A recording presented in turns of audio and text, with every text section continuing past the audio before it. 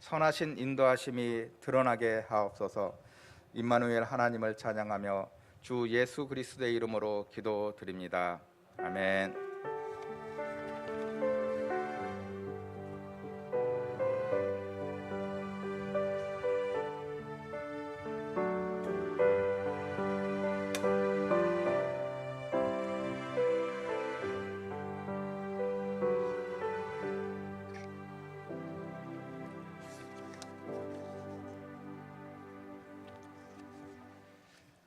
하나님께서 이 아침 우리에게 주시는 말씀은 마가복음 3장 7절에서 15절까지의 말씀입니다. 마가복음 3장입니다. 7절에서 15절까지의 말씀입니다.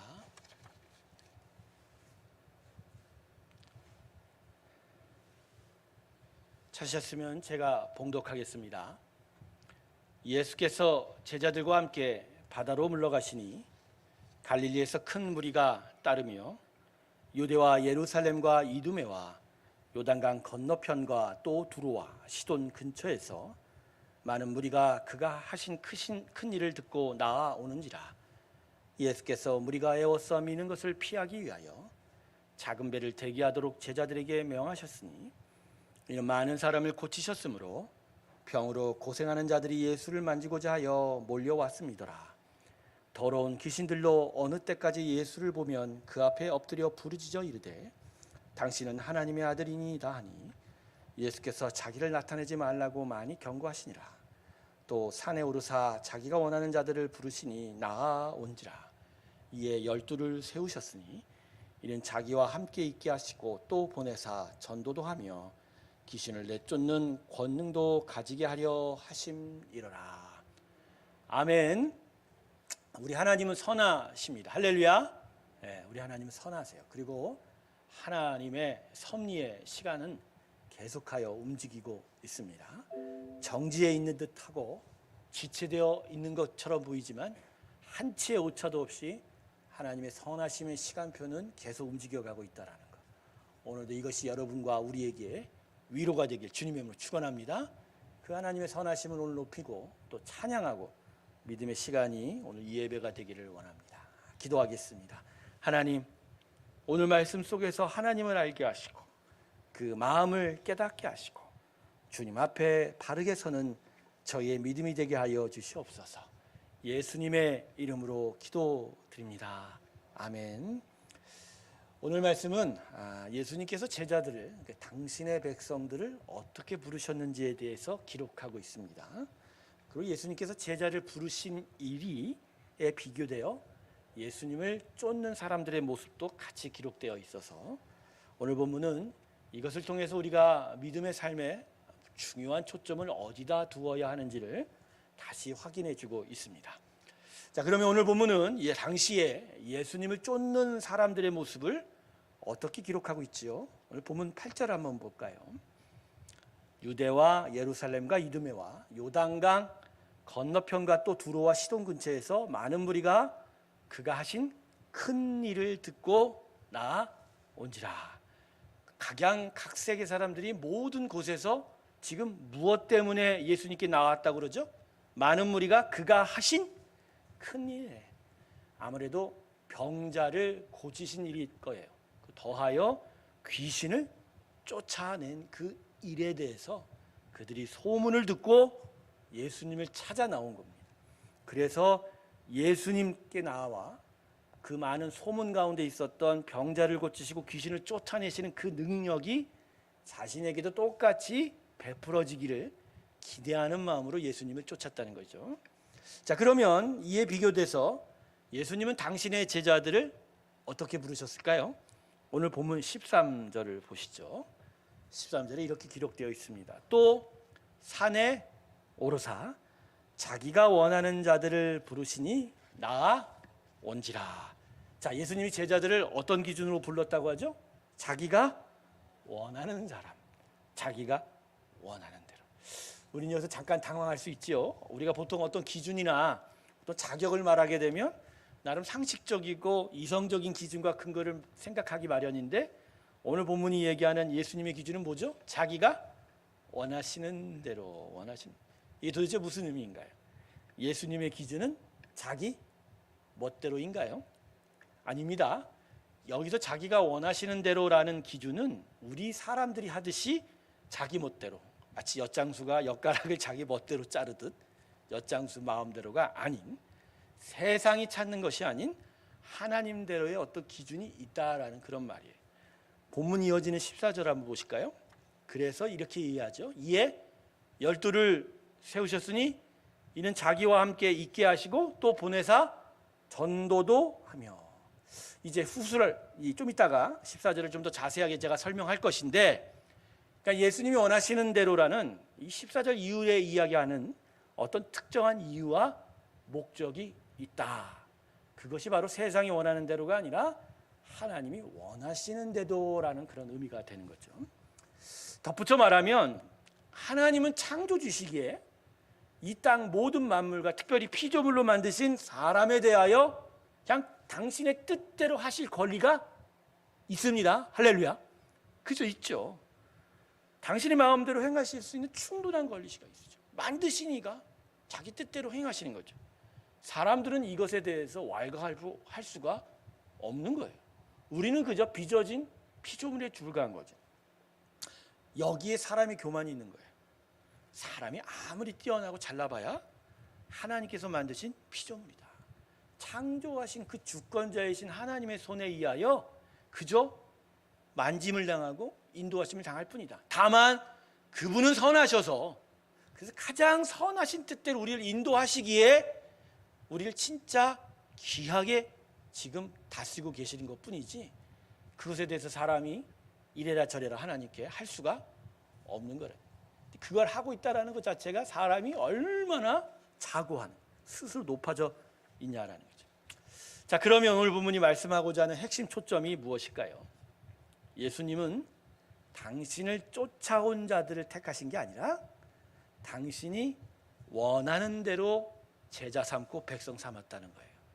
즉 예수님이 제자를 부르신 기준은 사람들이 예수님을 기적을 보고 쫓았던 거와는 관계가 없다는 거예요.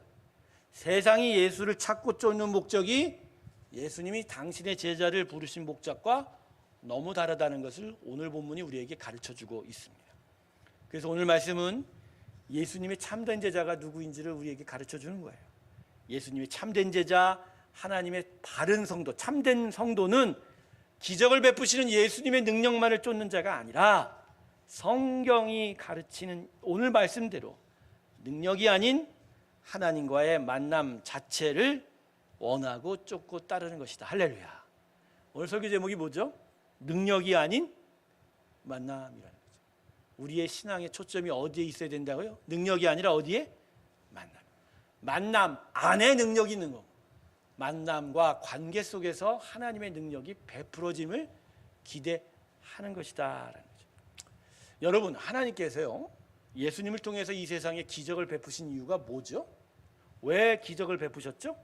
두 가지 이유가 있어요. 첫 번째는 하나님이 살아계시다라는 그 하나님의 존재를 세상에 가르쳐주고 알려주기 위함인 거죠. 이 땅이 얼마나 악합니까? 하나님의 존재를 무시하며 제멋대로 악을 행하는 세상에 대해서, 그리고 하나님의 살아계심을 느끼지 못하여 그 세상에 만연한 죄악으로 고통당하는 자에게 하나님의 살아계심을 드러내므로 악인들에게는 가슴이 철렁하게 만들고 악에 의해서 고통당하는 자들에게는 오히려 하나님이 계심을 인하여 위로를 받게 되는 거죠. 그래서 두 번째는 뭐냐면 이처럼 하나님의 크고 위대한 능력과 은혜를 드러내심으로 세상이 하나님의 존재를 깨닫게 되는 거예요. 아, 진짜 하나님이 계시는구나. 그분을 섬기고 그분을 쫓아야 되는구나를 깨닫기를 원한다라는 거죠. 그런데 세상과 사람은 하나님의 기대에 부응하고 있지 못하죠. 위대하고 크신 하나님의 베푸시는 이 기적을 눈으로 목격하고 경험해도 세상이 결코 하나님을 찾고 섬기지 않습니다. 왜인 줄 아세요?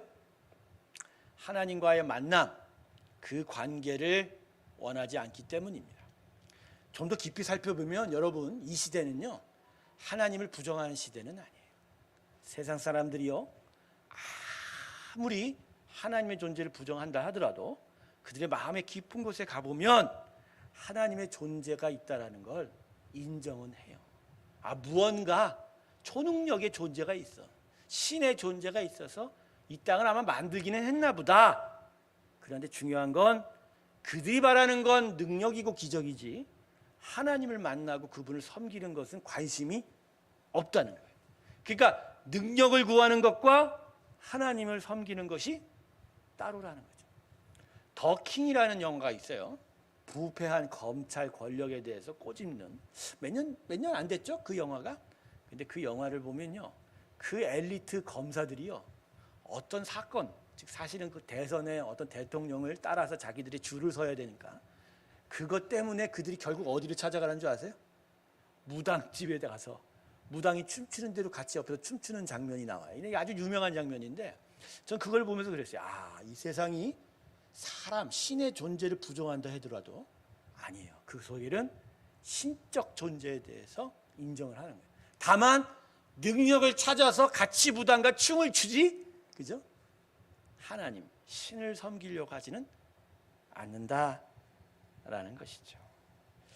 출애굽한 이스라엘 백성을 보세요. 그들이 얼마나 크고 위대한 능력을 경험했습니까? 출애굽하기 이전에 온 애굽 땅을 휩쓴 죽음의 재앙으로부터, 그죠? 그들이 구원받지 않았어요. 그냥 문설주에 어린 양의 피만 발랐는데 재앙이 그것을 타고 넘어 유월해서 온 애굽 땅의 다른 장자, 초태생들, 심지어 가축들까지 다 죽어갔지만 자기들은 죽지 않았잖아요. 놀라운 경험을 했거든요. 그리고 그것만 했나요? 홍해가 두 눈앞에서 갈라지는 기적을 목격하지 않았습니까? 그래서 자기를 쫓아온 애국 군사들이 오히려 자기들 대신에 물속에 수장되는 것을 두 눈으로 목격했어요. 근데 그들은 하나님의 능력을 목격했지만 하나님을 섬기고자 하지는 않았다는 거예요. 오히려 이렇게 얘기하죠. 먹을 양식이 없습니다. 마실 물이 없어. 예전에 먹던 고기가 그립다. 편안한 잠자리가 어디 있느냐. 하나님으로부터 능력을 구하기만 했지 그분을 제대로 섬기고 예배할 줄을 몰랐던 백성이었다는 거죠. 여러분, 이것이 구약의 어떤 이스라엘 백성만의 일일까요? 아니에요. 우리 시대, 우리 교회에도, 우리들의 교회에도 똑같이 나타나는 모습입니다. 우리 시대의 교회 모습 속에도 세상이 보여주는 모습이 그대로 나타나고 있습니다. 자신의 이익을 위하여 능력을 찾고만 있지 진짜 하나님을 섬기고 있느냐라는 거죠. 세 가지로 저는 생각해 보세요. 교회가 일종의 놀이동산이 된 것 같아요. 놀이동산이 뭐죠? 노는 재미를 느끼는 곳이죠. 노는 재미를 만끽하기 원하는 곳이지만 그렇다고 놀이동산에 가서 그 같이 놀아준 기구나 사람들을 향해서 그들을 알려고 할 필요가 없지 않습니까? 내가 이거 바이킹을 타고 재밌게 놀았는데 이 바이킹을 만들고 움직이면서 수고한 사람들을 내가 가서 인사를 해야지. 내가 그 사람들과 관계를 맺어야지. 그런 생각하면서 높대 월드를 가고 용인 자연농을 간 사람은 없지 않습니까? 그러니까 교회에 온 성도들의 모습이 이와 똑같아요. 무언가 기쁨을 얻고 재미를 얻기를 원하지만 실상 그 기쁨을 주는 존재를 알고 싶고 그분을 따르고 싶은 마음이 없다면 교회가 놀이동산과 똑같지 않은가요? 교회가 또 두 번째로 극장이 된 것 같아요. 영화의 감동을 얻는 것이 극장이죠. 그렇지만 영화의 감동만 얻었지 이 영화 만든 제작자들의 만남을 극장에서 갖는 사람은 별로 없어요. 즉 교회에 와서 감동 얻기를 원하지만 감동을 주신 존재와의 만남 그리고 그분과의 관계를 맺으려 하지는 않는다면 오늘 우리의 이 예배가 그저 어떤 설교와 함께하는 찬양대의 그 음악으로 감동을 얻기만 하고 돌아간다면 극장과 다를 게 뭐 있어요? 극장과 별반 다를 게 없다는 거 아닙니까? 마지막으로 교회가 단순하게 병원이 되어버린 것 같습니다. 병원은 어떤 곳이죠? 치료받는 곳이에요. 하지만 나를 치료해 준 의사와 함께 또 다른 환자를 치료하지는 않죠. 만일 우리가 교회에 와서 치유를 받고 치료와의 만족을 받고 돌아가기만 하면 병원일 거예요. 그냥 병원이에요. 그런데 교회에 와서 우리가 해야 할 일은 내가 치료를 받지만 치료해 주신 하나님과 함께 또 다른 자들을 돕고 또 치료해 줄 수 있는 곳이 되어야 하거든요. 근데 우리는 치료받기만 원하지 섬기려 하지 않는다는 거. 성도 여러분, 이러한 증상들의 공통된 특징이 뭐죠? 교회가 놀이동산이 되고 극장이 되고 병원이 된 거에 공통적인 원인이 뭐냔 말이에요. 하나님과 만나지 않으려 하고 있다는 거예요. 하나님과 관계를 맺고 그 친밀한 만남 속에서 계속 하나님과 동행하며 그분과 함께 섬기고 일하려 들지 않는다면 우리의 모든 외적 행위는 놀이동산, 극장과 병원과 별반 다르지 않을 거라는 거예요. 마태복음 7장 23절에 주님이 이렇게 얘기하셨습니다. 그때 내가 그들에게 밝히 말하되 내가 너희를 도무지 알지를 못하니, 즉 재림 때, 최후의 심판 때 나를 향하여 주님 주님 부르는 자들을 향하여 예수님이 분명히 말씀하신다 그랬어요. 그때 뭐라고 얘기하냐면 불법을 행하는 자들아 내게서 떠나가라. 근데 이 말씀에서 중요한 게 뭐냐면 내가 너희를 도무지 알지 못하네, 그 안다가 그냥 우리가 저 사람 알아요, 저 옆집에서 그냥 살던 사람 아니에요, 이 정도에 안다는 게 아닌 거예요. 안다의 헬라어 기노스코는 인격적으로 실제적으로 안다는 거예요. 그냥 옆집에 사는 자라고만 아는 게 아니라 가서 만나고 가서 서로의 이름도 물어보고 그것만이 아니에요. 어떻게 사는지를 서로가 대화하며 나누고 식사도 걸어 같이 하고 밥도 사주고 얻어 먹기도 하고 그 집에 여러 일이 있으면 같이 섬겨주기도 하고 슬플 때 같이 울어주고 기쁠 때 같이 웃어주고, 바로 그러한 만남을, 그러한 관계를 이루는 것이 바로 예수님이 우리에게 나는 너희를 안다라는 의미예요. 그러니까 우리가 지금 하나님을 어떤 식으로 바라보고 있냔 말이에요. 그저 난 하나님의 이름을 알아요, 하나님의 능력을 행하시는 분인 줄 알아요, 이 정도가 아니고요. 나는 하나님과 함께해요, 하나님과 대화를 해요, 하나님과 정말 친밀하게 하나님의 손을 붙잡아요, 하나님의 따뜻한 온기를 느껴요. 내가 슬플 때 하나님이 나를 위해서 울어주는 걸 알아요. 내가 정말 기쁠 때 하나님이 그것을 정말 축하해 주는 걸 알아요. 하나님이 정말 상심한 일들에 대해서 내가 애통하는 걸 알아요. 하나님이 정말 원하시는 일에 내가 힘을 합쳐서 내가 섬기기를 바랍니다. 이게 우리의 하나님과의 만남, 하나님이 우리를 안다의 핵심인 거예요. 그러니까 하나님이 결국 우리를 지금 어떤 식으로 바라보세요? 너 오늘 이번 주에 어떤 일을 행했니? 어떠한 큰 업적을 이루었는 일을 보는 게 아니고요. 너 이번 주에 나 정말 만났니? 나하고 친했니? 나의 이름을 부르고 내 앞에 와서 함께 울고 웃었니? 그래서 내가 너를 붙잡고자 하는 손의 그 따뜻한 온기를 한번 붙잡아 봤니? 너는 나와 친밀한 관계를 이루고 동행을 하였냐라는 그 만남을 보며 오늘도 우리를 바라보고 계시답니다. 오늘 이 예배의 자리가요, 내가 하나님 앞에 무엇을 드렸냐의 자리가 되면 우리 모두는 이 자리에 오면 안 돼요. 우리가 뭐 하나님께 드릴 게 있습니까? 아까도 말했지만 우리는 아주 작은 피조물에 불과하지 않습니까? 우리는 드릴 게 없어요. 근데 하나님은 그걸로 찾지 않으세요. 무엇을 드렸는지, 헌금을 많이 했는지, 내가 그분 앞에서 일을 많이 했는지 별반 상황이 없어요. 그게 아니에요. 그게 먼저가 아니에요. 뭘요? 너요, 나와 정말 사랑하는 관계인, 할렐루야. 그건 우리가 할 수 있는 거예요. 왜? 심령에서 할 수 있는 거죠. 하나님을 정말 바라고 그리고 기도하면서 하나님께 나아가면 되는 거예요. 아무리 다리가 아프고 교회 나올 수 없어도, 몸이 힘들어서 정말 주님을 찾아올 수 있는 그 시간과 장소가 없어도, 뭐 어떤 바쁜 일 때문에 주님의 존전 앞에 나올 수 없는 시간이 없어서 그거하고 관계되어 있는 게 아니에요. 가장 중요한 핵심은 뭐예요? 이 심령 안에서 진짜 하나님을 만나고 하나님을 정말 친밀하게 관계 맺기를 원하는 그 마음, 바로 여기서부터 우리의 신앙은 출발하는 거고, 여기 위에 우리의 신앙의 집, 믿음의 삶은 이루어져 가는 것입니다. 할렐루야. 하나님이 원하시는 건 우리와 인격적 관계를 맺어 만나고 계속 동행하기를 원하는 거예요.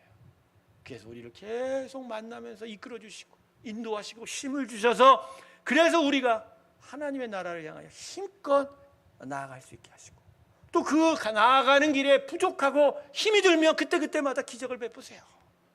예상치도 못했던 사람을 만나게 하고 예상치도 못했던 물질도 허락하시고 예상치도 못했던 사업의 자리도 주시고 그러한 일들을 통해서 자꾸만 격려하시고 그 마음을 따뜻하게 하시고 더더욱 하나님을 사랑하고 찾고 영광을 드리게 하십니다.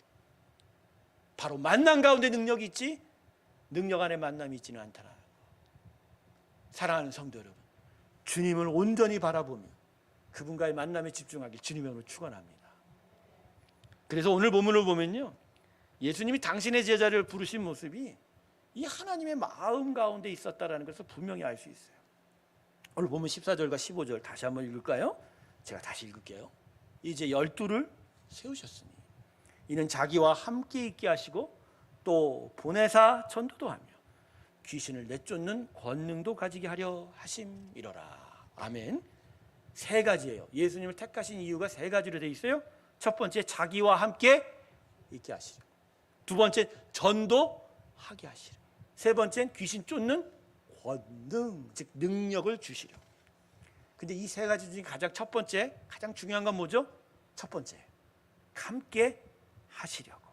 그리고 함께 하심을 통하여 복음도 선포하고 능력도 받는 것입니다. 할렐루야. 복음을 선포하며 천국의 나라를 세우기도 하시고 능력을 통해서 그 삶에 귀신이 쫓겨나고 악이 쫓겨나고 하나님의 선한 일들이 나타나는 일들이. 하나님을 정말로 참되게 만나셔서 능력 가운데서 하나님의 나라를 세우시기 주님의 이름으로 축원합니다.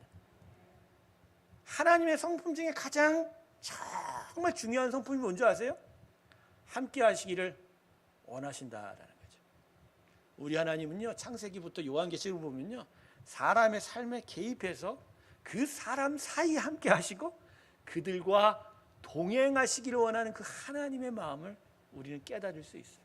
여러분, 6일 동안에 창조하시고 만물 만드신 다음에 하나님이 그냥 뒤로 물러나셨나요? 아니에요. 사람과 얼마나 함께 하시고 하자면 생기, 당신의 영으로 우리 삶의 코로 들어와 우리와 함께 하시고 에덴 동산에서도 거니시면서 아담과 끊임없이 교제하셨던 그 하나님, 그 타락한 이스라엘 백성들을 정말 혐오하시고 싫어하실 수 있지만 우리 하나님 그러지 않았어요. 성막과 성전 가운데로 임하셔서 그 백성과 언제나 동행하시기를 원하시는 하나님. 그죠? 그리고 오늘 이 시대에는 성령으로 우리와 함께 동행하십니다. 할렐루야. 함께 하시기를 원하는 하나님. 그래서 우리를 만나고 우리와 관계 맺고 우리하고 친밀하게 정말 사랑을 나누기를 그 원하는 하나님의 은혜. 근데 그 안에 하나님의 능력과 그분의 나라의 권세가 함께 임한다. 오늘 말씀은 그래서 우리가 우리의 신앙의 삶에서 무엇에 집중해야 될지를 다시 한번 확인해 줍니다. 무엇에 집중해야 된다고요? 하나님과의 만남. 할렐루야. 신앙은 외형적인 행위가 먼저가 아니에요. 영원히 하나님을 찾고 만나고 그분과의 친밀한 만남을 가지는 것이 우선인 거예요.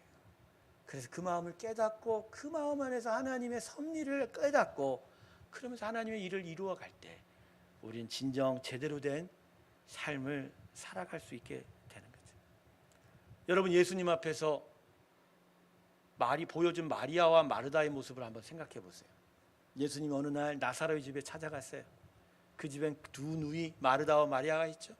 예수님이 자리를 앉았는데 두 자매의 모습이 서로 달랐죠. 마리아는 어떻게 했어요? 예수님 앞에 다소곳이 앉아서 예수님이 무슨 말을 할지를 귀 기울여 들었어요. 마르다는 어떻게 했어요? 부엌으로 가서 예수님 뭐 마실 거 먹을 건 없나? 음식을 차리고 있었어요. 근데 마르다가 저 예수님 앞에 앉은 마리아를 보면서 시샘하여 예수님께 그러죠. 쟤 좀 뭐라고 하세요? 같이 부엌에 와서 섬겨야죠. 근데 예수님께서 뭐라고 말씀하셨어요? 마리아의 행위가 더 귀하다고 하셨어요. 일이 먼저가 아니라 하나님과의 만남이 먼저라는. 할렐루야. 근데 여러분, 이거 갖고서 교회에서 봉사하는 거 항상 이렇게 예외 두지 마시기를 바랍니다. 이건 심령의 우선적인 질서예요. 같이 봉사할 땐 같이 봉사해야 됩니다. 하나님 같이 봉사할 땐 난 하나님 앞에만 서기만 하면 돼. 이 이야기가 그거 얘기하라고 이 본문 준 게 아니고 하나님과의 만남, 그분의 말씀을 듣고 그분의 마음을 깨닫는 것이 우선이에요. 거기서부터 우리의 신앙의 삶이 시작된다는 것을 이야기하고 있는 거예요. 여러분, 어떤 이유 때문에 우리가 우리의 믿음의 삶에 성장이 없고 열매가 맺혀지지 않습니까? 예수님을 제대로 못 만나서 그래요. 예수님을 만나고 그분의 말씀을 듣고 복음으로 잘하는 일들에 집중해야 되는데 만나는 거가 정말 어려우니까 안 만나려고 드니까. 여러분, 학교에 수업 잘 듣는 학생과 마찬가지 일입니다. 이런 건. 여러분, 학교에 학생이 가면 뭐 합니까? 학생은 수업 시간에 어떻게 해야 돼요? 선생님의 가르치는 말씀에 귀를 기울여야 안 기울여야 돼요? 공부 잘하는 애들은요, 뭐 학원 가서 수업 받고 뭐 자기가 더 공부 집에 가서 많이 한 게 아니고요. 사실은 기본적으로 뭐가 돼 있어요? 수업 시간에 교사의 가르침에 귀를 언제나 기울이는 거예요. 저 뒤에 앉아갖고 도시락 까먹거나 저 뒤에 갖고 애들 옆에 애들하고 대화하거나 혼자서 딴 만화책 보거나 그게 아니고 교사의 가르침. 그래서 교사가 가르치는 그 가르침에 집중하고 잘 들을 때 그 눈과 마주치면서 관계를 맺을 때 그가 잘하는 거예요. 학교에 간다고 다 잘하는 게 아니고요.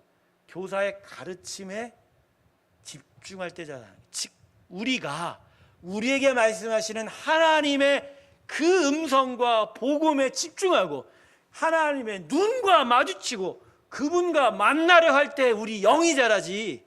그저 교회 와서 딴 일하면, 지금도 딴 일하는 분이 계세요? 말씀에 집중하시기 주님으로 축원합니다. 수업에 집중하지 않으면 그때부터 학생들은 빗나간다는. 우리 영혼이 그런 거예요. 하나님께 집중하고 그분을 만나려고 합니다. 그래서 그분의 말씀을 듣기 시작하면 영이 자라고 신앙의 성장이 있습니다. 할렐루야. 예수의 사람은요, 그저 하나님이 살아계시다를 인정하는 자들이 아니에요. 하나님을 만나고 그분과 동행하기를 원하는 자예요. 그래서 우리의 신앙의 삶의 무게중심이 빨리 이동되어야 됩니다. 그저 하나님 앞에 나와서 내가 얻을 것만 얻어가는 그러한 이전의 옛사람의 삶의 모습은 이제 버리고 빨리 마음의 중심이 그분을 만나야 돼. 그분과 정말 사랑해야 돼. 그분과의 정말 깊은 관계 안에 내가 있기를 원해. 이렇게 이동될수록 우리 무게중심이 삶의 초점이 이동될 때 우리는 진짜 하나님의 능력 가운데로 나아가게 될 줄로 믿습니다. 특별히 공예배와 기도하는 자리에 대해서 다시 한번 분명하게 신앙의 질서를 확립하세요. 세상 노래 중에 이런 가사가 있어요. 태진아라는 가수가 사랑은 아무나 하나 노래 이렇게 해요.